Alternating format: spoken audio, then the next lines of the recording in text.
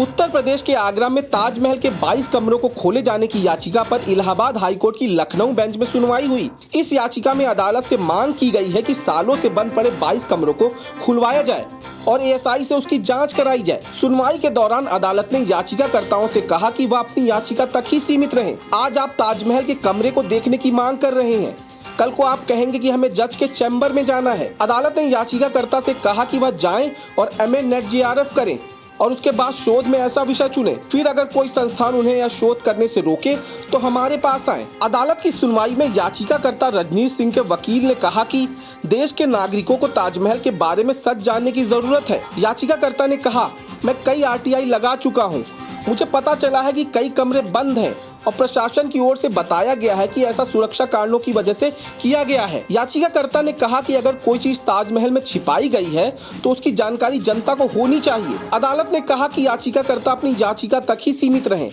आप दरवाजे खोलने के लिए आदेश मांग रहे हैं, आप एक फैक्ट फाइंडिंग कमेटी की मांग कर रहे हैं।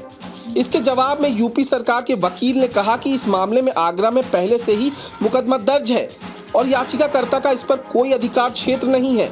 कोर्ट ने इस पिटीशन को इंटरटेन नहीं किया है और इसमें बहुत सारी कमियां थी। जुरिडिक्शन यहाँ का नहीं बनता था और अन्य उनकी जो प्रेयर थी उसको कोर्ट ने नहीं माना है और इस पिटीशन को डिसमिस कर दिया है। Thank you. क्या बातें रखी गई थी पिटीशनर की मांग थी कि उनका अमरीश शाह नाम है, मैं गवर्नमेंट ऑफ इंडिया की तरफ से काउंसिल हूँ।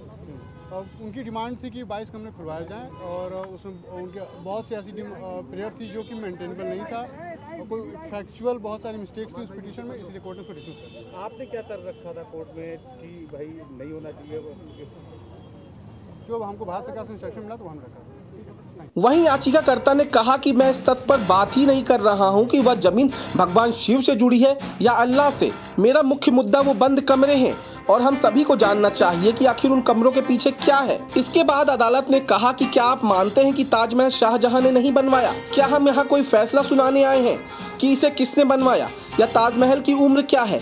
आप हमें उन ऐतिहासिक तथ्यों के बारे में बताएं जिन्हें आप मानते हैं। अदालत ने कहा कि याचिकाकर्ता अपनी याचिका तक ही सीमित रहें।